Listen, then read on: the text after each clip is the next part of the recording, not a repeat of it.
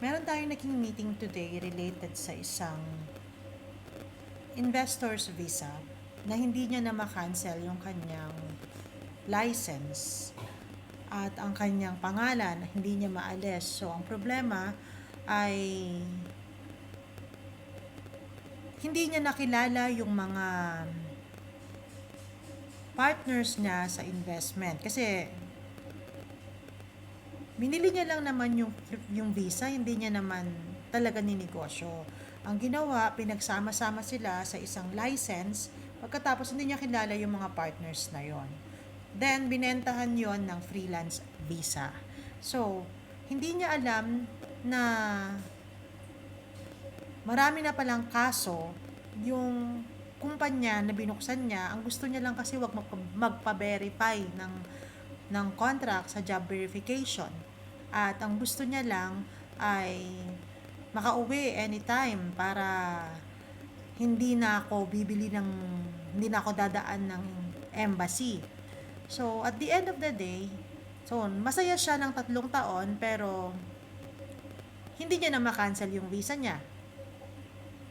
Ano ang dapat niyang gawin? So, kung yun ang dahilan kaya siya pumunta dito sa akin.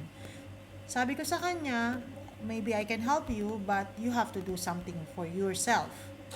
Then, na-realize niya na in our meeting na hindi pala maganda ang investor's visa kapag hindi mo kakilala yung mga taong inilagay doon sa company na yon at nagamit ka lang pala siya ng nagbebenta ng mga freelance visa para kumita.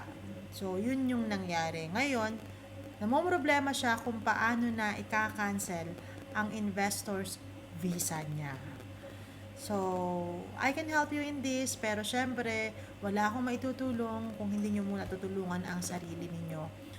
Since, sorry to say, they provided only the visa, but they don't know how to clear pagkatapos nito.